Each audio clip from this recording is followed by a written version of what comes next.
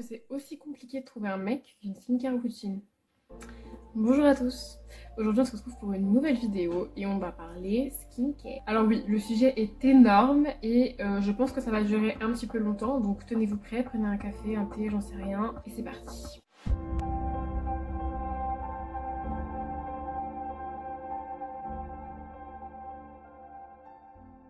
Je pense que j'ai moins mis 7 ou 8 ans à trouver la mienne. Donc je fais cette vidéo en espérant que vous mettiez un quart d'heure, 20 minutes tout au plus. Je te jure que maintenant avec les années je commence à avoir une certaine expérience dedans, de par ma propre expérience, mais aussi ce que j'ai pu lire, voir, acheter, tester. J'ai dépensé, je pense, un bon, peut-être, je sais pas, 5000 boules dans les cosmétiques. Je peux me vanter un peu d'y connaître un bon rayon. Donc basé sur le principe du layering, concept inventé par nos très chers amis les Coréens. Le principe d'une routine skincare, c'est de partir avec plusieurs étapes que tu vas additionner les unes aux autres, ce qui va permettre plus ou moins d'avoir des résultats un peu plus importants que si tu n'en mettais qu'un seul. Disclaimer sur cette vidéo, je présente ici des marques et j'en critique un peu, beaucoup, j'en sais rien. D'autres, je n'ai absolument rien contre certains produits. Ici, je ne parlerai que de produits que j'ai testés. Il en existe des millions sur le marché. Le secteur des cosmétiques est tellement vaste que je ne peux pas absolument tout connaître. Avant de parler routine ou autre, voici les 5 commandements que selon moi, tu es censé savoir et respecter si tu veux obtenir des résultats. Première chose que tu dois savoir, nous avons tous un type de peau différent. Peau sèche, grasse, mature, autre. Et au plus d'un type de peau, je parle aussi de problématiques. Tu peux avoir une peau grasse et de l'acné, mais tu peux aussi avoir une peau sèche avec de l'acné. Oui, ça existe. N'essaye donc pas la routine de ta cousine, copine, voisine. C'était très dur à dire. Tu as un visage, tu n'en auras qu'un, et c'est toi, avec ton ADN, ta génétique, tes problèmes, ton type de peau. Pas appliquer la routine d'un tel, d'une youtubeuse, d'une star, de je ne sais qui sur ta peau sans savoir ce que la personne, elle aussi, a comme problématique. Deuxième chose, ta peau fonctionne par cycle.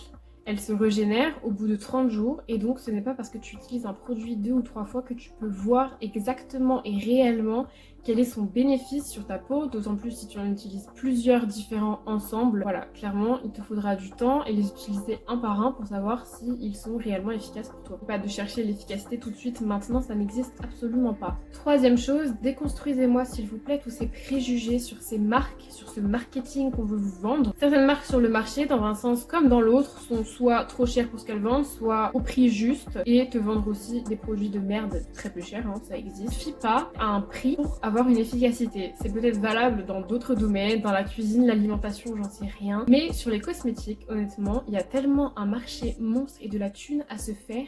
T'as mon pognon? Quoi? Sache que dans tous les cas, un produit, si tu veux savoir s'il vaut son prix, tu retournes et tu lis l'étiquette. Tout simplement la concentration des différents actifs qui priment pour le prix. Cette vidéo est faite tout simplement pour que vous arrêtiez d'être des pigeons, s'il vous plaît. Arrêtez de dépenser des milliers d'euros dans des produits qui ne vont absolument rien avoir comme efficacité. Quatrième chose, n'attends pas d'une skincare routine, un changement de peau immédiat, irréfutable, une disparition totale de votre acné, de vos rides ou de je ne sais quoi. Ce n'est pas magique, les produits sont là pour t'aider, malgré tout, comme je l'expliquais dans ma précédente vidéo que je te mettrai dans le petit i ou dans la barre d'infos. Combinaison de plein de choses qui fera que tu auras une belle peau, ce n'est pas juste en appliquant des crèmes que ça va solutionner un problème. Si c'est des petites irrégularités ou autres, ça pourra se régler. Maintenant, si c'est juste le temps, le problème, ben la pauvre Lucette, je suis désolée, mais y a rien à faire en fait. Juste un bon lifting et ce sera tout. Ne vous posez pas dans votre tête des résultats intenables. Je ne suis pas là pour vous vendre des super pouvoirs magiques ou je ne sais quoi. C'est de la poudre de perlimpinpin. Absolument que non, une crème reste une crème. Et dernière chose, il dépendra beaucoup des résultats que vont avoir tous les produits que tu peux mettre sur ta peau. C'est tout simplement la manière dont tu les utilises. Crois-moi que tu auras beau appliquer les meilleurs produits du monde, ils ne font absolument rien. Il y a certaines fois des manières particulières d'appliquer les produits, une certaine manière de les assembler les uns avec les autres, ce que je t'explique ici. Par exemple, t'appliques pas un sérum après une huile, ça ne fonctionne pas. Un sérum, c'est la chose la plus fluide et aqueuse. L'eau et l'huile, ça ne se mélange pas du tout. Je reviendrai plus tard dans cette vidéo, mais l'efficacité d'un produit dépend de ce que tu en fais, bien évidemment. C'est parti. Après que je vous ai donné les 5 règles d'or à respecter, maintenant passons au choix des produits. Premièrement, stop, arrête-toi tout de suite, je te vois déjà mettre plein de trucs dans ton chariot, là tu vas en avoir pour 90 balles. Je sais même pas pourquoi réellement ils servent et dans quel ordre les mettre. Première chose à savoir, quel est ton type de peau et quelles sont tes problématiques. C'est deux choses différentes.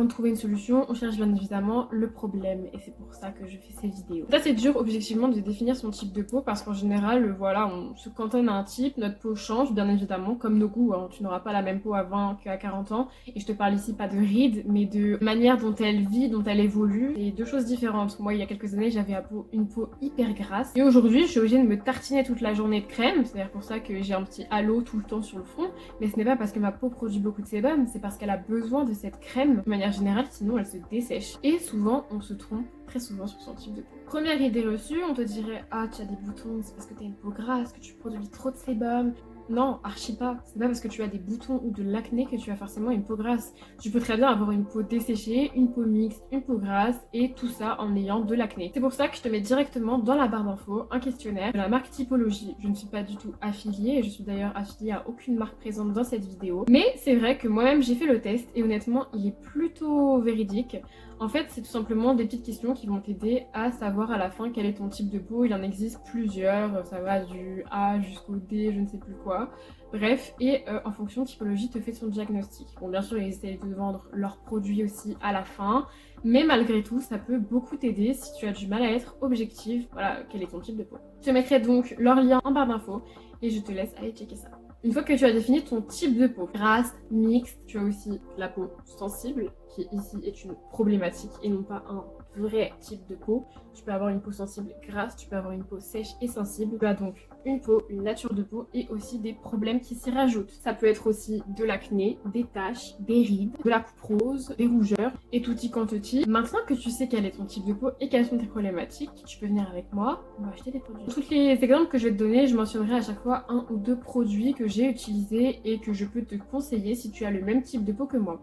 Alors je te fais 2 secondes le topo sur ma peau pour savoir si éventuellement tous les produits que je vais te citer pourraient te convenir. J'ai une peau plutôt mixte à sèche, c'est-à-dire que j'ai des zones qui sont plus grasses que d'autres, notamment les ailes du nez juste ici. J'ai le reste de la peau qui se dessèche très facilement. J'ai une peau très sensible et réactive. Je fais un peu d'acné, toujours, même si je la traite plutôt bien, mais aussi à l'hydratation, le sommeil, d'autres. Voilà, je t'ai fait une vidéo là-dessus. Je crois que c'est tout, c'est déjà pas mal, non? Ouais, après voilà, j'ai eu quelques taches et cicatrices d'acné, mais qui sont extrêmement bien parties. J'avais mis des photos dans ma précédente vidéo. Les cosmétiques qui m'ont aidé vraiment. Bon, le temps aussi, hein, bien évidemment. J'ai quand même passé 2-3 ans entre, donc comme quoi, c'est possible. Première étape d'une skincare routine, commençons par le nettoyage. Je vais faire de toi cochonnette, le plus pur des satyres. Tu ne t'appliques pas une crème, un sérum ou je ne sais quoi sur une peau sale, c'est hors de question, absolument non. Non, non, non, non. Donc il existe différents types de nettoyants. Tu vas trouver donc les huiles, les mousses, les gels nettoyants ou savons. Après, t'as les eaux florales, les eaux micellaires. Première chose donc, les huiles permettent de te démaquiller, c'est dans le nom. Hein. Tu ne te laves pas le visage ni la peau avec une huile. Elle va très bien enlever tout ce qui est mascara ou autre, ou même maquillage waterproof. Je t'en conseillerais notamment 2. Moi, il y a celle de Beauty of Joseon qui est incroyable. Et pour le coup, elles sont faites vraiment pour tout type de peau puisque c'est des démaquillants où tu vas venir derrière laver ton visage. Et sinon, il y a celle aussi de Liz Cloud qui est vraiment top. Ou celle de Mademoiselle Bio qui est un peu moins chère que les autres, il me semble. On aura aussi l'eau micellaire qui sert à te démaquiller, slash te laver le visage, mais je ne te la conseille absolument pas. Il y a à l'intérieur de l'eau micellaire des tensioactifs qui permettent justement de démaquiller et enlever toutes les molécules de gras ou de maquillage. Mais elle reste aussi en surface de ta peau puisque par action mécanique avec un coton ou autre, forcément tu dois frotter et il en restera sur ta peau. Ça se rince. Donc par derrière, tu vas devoir effectuer 2 étapes, ce que je trouve un peu contraignant. On a aussi les nettoyants gel, qui eux sont la plupart du temps constitués sans savon. Les savons qui sont un peu plus asséchants. De manière générale, ils permettent de bien désincruster tes pores. Ils peuvent être utilisés avec des brosses nettoyantes ou autres. Ils sont plus doux et sont faits pour tous les types de peau. C'est celui que j'utilise tous les matins qui est juste génial pour tous les types de peau. Il y a le strict nécessaire dedans et rien d'autre. C'est la marque Jonzac. On retrouvera les nettoyants mousse qui eux sont plus faits pour les peaux sensibles. Il y aura moins de produits que tu appliqueras tout simplement. Ils sont la plupart du temps coupés à l'eau. Moi, celui que j'adore et qui est à la fois donc un effet micro-peeling et donc régénération des cellules, permet de débrouiller ton teint et de l'illuminer, c'est le micro-peeling de Garancia qui est incroyable mais qui ici, encore une fois, est fait pour les peaux grasses mixtes puisque j'utilisais à l'époque où j'avais de la peau. Ensuite, les savons solides la plupart du temps. Je dirais que moi, voilà, c'est ce que j'utilisais aussi pendant un moment et j'en utilise toujours le soir. pour un démaquillage plus profond. Démaquillage, mais je ne me maquille absolument pas la peau, donc c'est plutôt nettoyage que démaquillage. Ils sont de manière générale plus irritants, plus asséchants et aussi permettent de nettoyer et de désinfecter ta peau en surface. Il y a différents types de savons, ça peut être le savon d'Alep qui est notamment génial pour régler tous les problèmes de peau. Moi c'est celui-là que j'utilise. Les savons au lait de chèvre plutôt hydratants ou même d'autres savons avec d'autres choses à l'intérieur, de l'argile, que sais-je. Il y en a beaucoup sur le site Aromazone que je te conseille. J'ai soif, j'ai pas. Et attention dans ces savons qu'il n'y ait pas d'huile comédogène qui puisse boucher les pores de ta peau. J'y reviendrai après quand on parlera des huiles. Dernière chose, l'eau florale qui cette fois-ci pour moi n'est pas vraiment un vrai démaquillage. Plutôt bonne le matin mais vraiment après une journée à avoir de la sueur, de la pollution ou je ne sais quoi, je te conseille vraiment un nettoyant et pas une eau florale. Mais le matin ça peut être une bonne solution pour les peaux qui sont assez réactives ou même sèches. Le fait de passer juste avec un coton, une eau florale, ça peut être top. Il en existe des millions avec plein d'actifs différents naturels. Je te laisse aller voir sur le site d'Aromazone quel actif est fait pour quel type de peau. Vraiment, je pense que c'est un des sites que je te recommanderais en premier. Il y a tous les produits et de manière pure, produits souches qui sont utilisés dans tous les cosmétiques que tu pourras retrouver, soit en supermarché ou même chez Sephora ou peu importe. Hein. Les molécules d'actifs et tous les produits naturels sont utilisés soit purs, soit de manière diluée avec du pétrole et je ne sais quoi dans certaines grandes marques.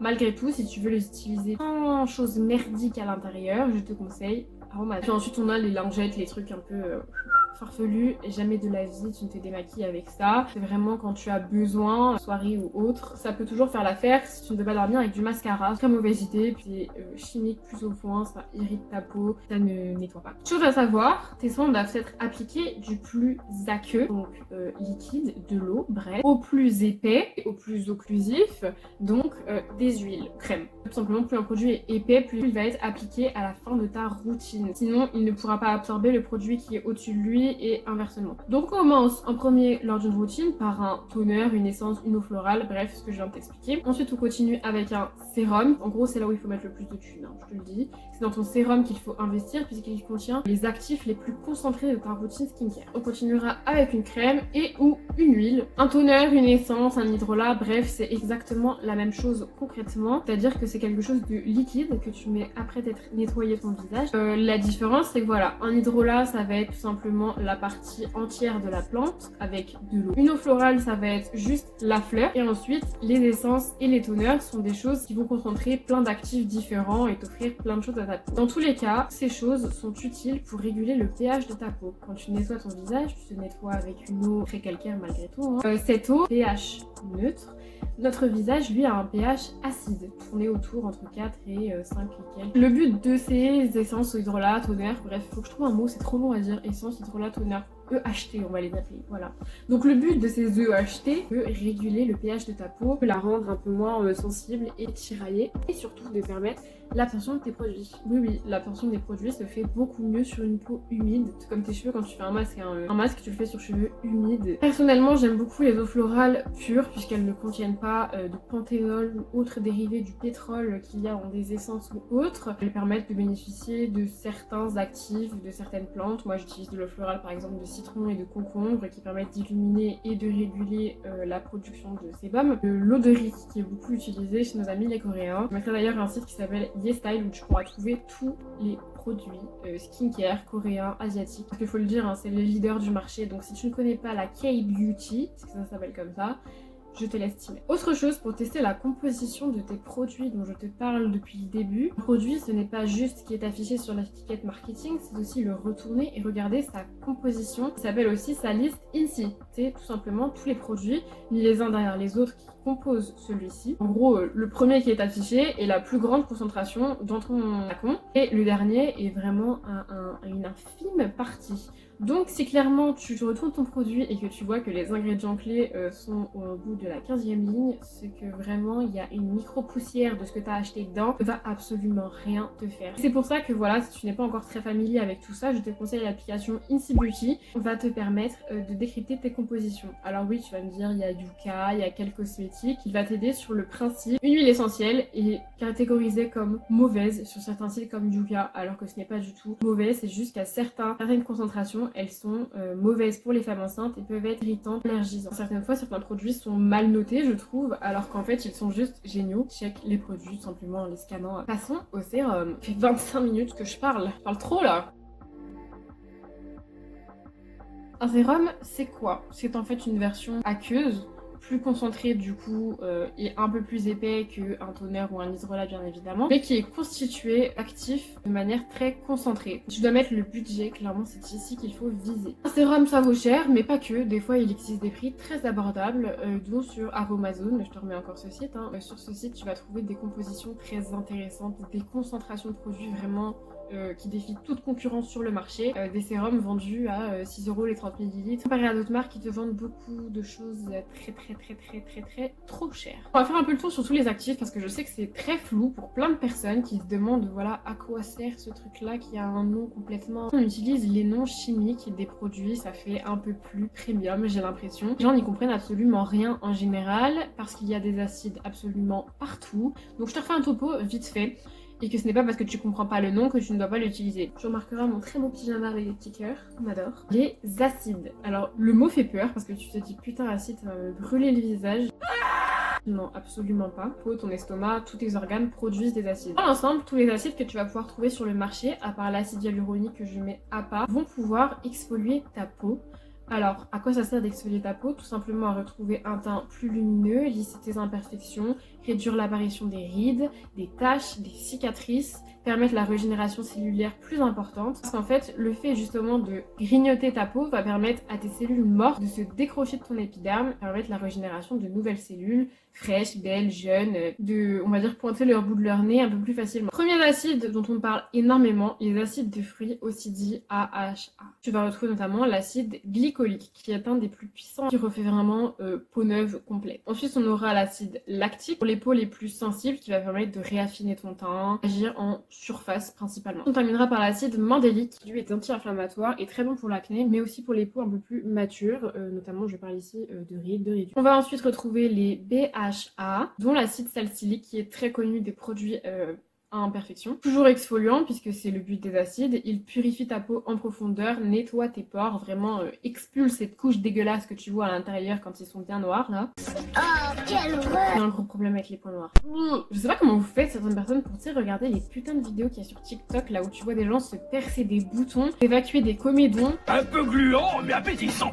Je comprends archi pas ce fétichisme pour ces choses là. Bref, passons, je m'évade là. Ensuite on aura l'acide azélaïque, un peu en dehors de tout ça, qui lui est principalement anti-tache et aussi régulateur de sébum. Et on termine avec bien sûr l'acide hyaluronique, qui lui n'est pas du tout un acide qui exfolie ta peau, au contraire, il va en fait pouvoir garder une quantité d'eau, je crois que c'est 10 fois supérieure à la taille d'une molécule d'acide hyaluronique, mais ça n'empêche qu'il permet de retenir l'eau à la surface de ta peau, c'est pour ça bois de l'eau. Disclaimer, ces acides s'utilisent environ tous les 4-5 jours pour commencer. On va pas commencer à appliquer ça tous les jours puisqu'ils sont photosensibilisants. Cette desquamation qu'ils entraînent peut être un peu irritante au début. Malgré tout, quand ils sont mis dans une skincare routine de manière bien intégrée, donc en commençant petit à petit, et surtout le soir, pas la journée, clairement tu vas avoir des résultats comme tu n'en auras jamais vu avec certains produits. Attention, ils sont photosensibilisants comme je viens de le dire, et donc il faut mettre de la crème solaire. Oui, la journée, parce que sinon ça pourrait te créer tout l'inverse, des boutons, une peau irritée, rouge ou autre. C'est pas ce qu'on veut nous. Mets de la crème solaire tous les jours s'il te plaît, et principalement en été. Voilà, nos amis coréens qui se trimballent avec des ombrelles te le rediront. Le soleil est le premier facteur de vieillissement de la peau si tu ne veux pas être toute fripée. Ensuite nous parlerons des vitamines. Alors il y en a 3 très connues et qui s'appellent pourtant autrement, et c'est pour ça qu'on capte jamais vraiment le truc. La vitamine A, alors oui tu vas me dire c'est comme Roaccutane etc, c'est exactement le même dérivé sauf qu'ici c'est le rétinol. Le rétinol c'est de la vitamine A. C'est un produit qui vraiment est un peu plus fort je pense que les acides, enfin, en tout cas moi m'a fait vraiment un effet plus intense, qui permet lui aussi de régénérer la peau, pénétrer en profondeur pour gérer ton acné mais également le vieillissement de la peau, tout ce qui est rides etc, c'est vraiment génial. Tout simplement parce qu'il va renforcer le collagène de ta peau. Ensuite on aura la vitamine B3 aussi très connue sous le nom de niacinamide, et génial, et je pense qu'un jour elle surpassera l'acide hyaluronique. Elle est premièrement antioxydante, permet de gérer tout ce qui est rougeur, irrégularité de la peau. J'ai du mal à parler putain. Vraiment incroyable et très douce même pour les peaux sensibles. Et ensuite nous aurons tous les types de minéraux, cuivre, zinc, qui eux sont très franchement juste antibactériens et vont permettre aux peaux acnéiques ou même rougeurs ou autres de disparaître. Ensuite, on aura toutes les huiles et tous les extraits de plantes naturelles, plus ou moins dans certains produits. Hein. Il existe vraiment une multitude, je pourrais pas te les citer. Donc c'est ici, petit tips argent, que je te dis de bien regarder tes sérums, tes compositions, de les scanner, que ce soit sur Incy Beauty, de voir en fait ce qu'on te vend concrètement, si on te vend de l'eau ou si on te vend un actif. J'ai comparé deux choses, mais est-ce que tu connais ce sérum de Lancôme qui s'appelle Night Repair, je ne sais plus quoi, qui est vendu à 85 € la bouteille. Alors oui, il à l'intérieur soi-disant de la niacinamide dans un compartiment, de l'acide hyaluronique dans l'autre et de l'acide férulique et je sais plus quoi, bref, il est stylé le flacon, ok, mais pour 85 €, l'acide hyaluronique on le retrouve en 7ème position, c'est juste pas possible. Alors que dans ce sérum là, qui est vendu 6 € les 30 ml sur Aromazone, je veux dire que l'acide hyaluronique c'est le 3e ingrédient et qu'il est concentré à 3,5%, soit une des plus grandes doses sur le marché. Donc vraiment, ne te fais pas avoir en achetant ces produits, que ce soit la marque Drunk Elephant ou autre qu'on voit partout. Alors oui, les packagings sont super stylés, ça n'empêche pas. Une expérience client fait, mais malgré tout, si tu veux une réelle efficacité, penche-toi sur les compositions. On continuera avec les crèmes.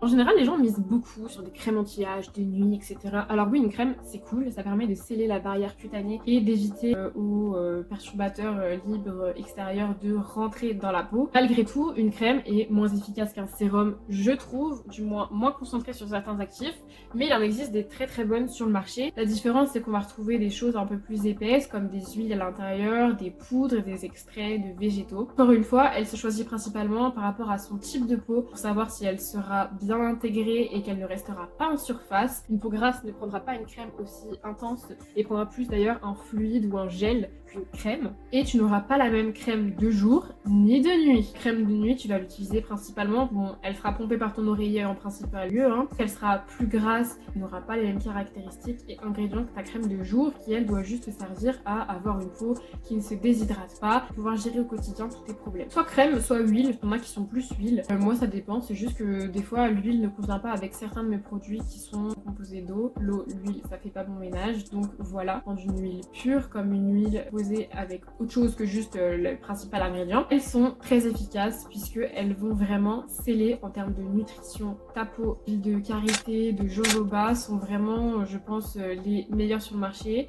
Et l'huile de nigel pour les peaux acnéiques sont pour moi les 3 huiles que je préfère parce qu'il y a plein d'autres huiles incroyables, l'huile d'argan, d'avocat, de coco, etc. Mais fais attention au caractère occlusif de ces huiles. Là, tu vas me dire qu'est-ce qu'elle est en train de me sortir comme mot encore. Tout simplement, une huile peut boucher les pores de ta peau et te créer de l'acné si jamais elle n'est pas adaptée à ta peau. Donc je te laisse un petit article dans la barre d'infos qui explique, voilà, c'est une échelle de 0 à 5, les huiles qui vont le plus boucher ta peau. L'huile de coco est faite pour tes cheveux, pas pour ton visage et encore moins quand tu as de l'acné. Dernière étape les gars, la crème solaire. Alors oui, c'est quelque chose qui est un peu plus en vogue maintenant. C'est quelque chose qui est beaucoup fait en Asie, de mettre de la crème solaire tous les jours, même en hiver. On le fait très peu en Europe parce qu'on a des standards de beauté assez bronzés ou autres. Mais tu peux bronzer avec une crème solaire, ça c'est la pire idée reçue. Juste tu ne crameras pas. C'est tout en fait. Et aujourd'hui, tu n'as aucune excuse pour ne pas mettre de la crème après avoir mis ta crème. Le solaire vient après la crème et après ta routine. Mais une crème solaire, tu peux l'avoir maintenant en brumisateur pour la mettre par-dessus ton make-up, en fluide, teintée, comme du fond de teint. Incroyable d'ailleurs. Celle de La Roche-Posay est trop bien. Celle de Madara, la bio, est incroyable même si elle coûte cher. Je terminerai par la dernière chose d'une skincare routine. Tout ce qui est masque, gommage ou autre sont des choses à faire de manière non pas quotidienne, sinon ils n'ont plus aucune utilité. Hein. C'est génial puisque ça permet, on va dire, à ta peau de boire la chose pendant 10 minutes, un quart d'heure et d'avoir une action vraiment efficace, instantanée sur ta peau. Je te conseillerais notamment certains masques si tu as une peau déshydratée, sensible mais acnéique. Le masque d'antipode au miel de Manuka, meilleur actif au monde du miel issu du tea tree. Vraiment meilleur masque, mais même pour tous les types de peau. Donc ce masque incroyable. Aussi les masques à l'argile. L'argile, il en existe de toutes les couleurs, fait pour tous les types de peau. L'argile rose, moi j'utilise pour les peaux les plus sensibles, mais tu as aussi la verte, la jaune, la violette, la machin. Bref, tu as toutes les couleurs, tu as le choix. Tu vas avoir aussi bien sûr tous les gommages. Encore une fois, je te conseille des gommages chimiques et non à grains. J'utilise celui d'Herborian qui est incroyable au AHA, BHA et PHA, qui est gommage à grains, vraiment. Triture ta peau, te crée des micro-liaisons. trop compliqué à dire, des micro-lésions face et permettre l'entrée de certaines bactéries dans ton sang, dans tes pores, dans ta peau. C'est juste pas possible, ça va te créer des boutons si tu as une peau qui est sujette à ça. La plupart du temps, voilà, ils sont géniaux quand ils sont utilisés après un rasage ou une épilation. Sur le visage, moi je ne les conseille pas, la peau du visage est bien trop fine par rapport à celle de ton dos ou autre. Bon bah écoute, je pense que j'ai fini, putain, ça fait combien de temps? 41 minutes. Malgré tout, voilà, la lumière a bien changé, il fait nuit au moment où je te parle, mais j'espère que cette vidéo te permettra vraiment de remettre les bases de A à Z sur ce qu'est une skincare routine, sur le prix que tu dois engager et surtout ne pas te faire prendre pour un pigeon au quotidien. Oui, on te vend une marque, un concept, utilisation client. Si tu cherches l'efficacité, c'est pas forcément de ce côté-là qu'il faut regarder. C'était mes conseils skincare, j'espère que ça t'a plu. Bah écoute, on se retrouve pour une nouvelle vidéo. Prochaine fois. Tchuss!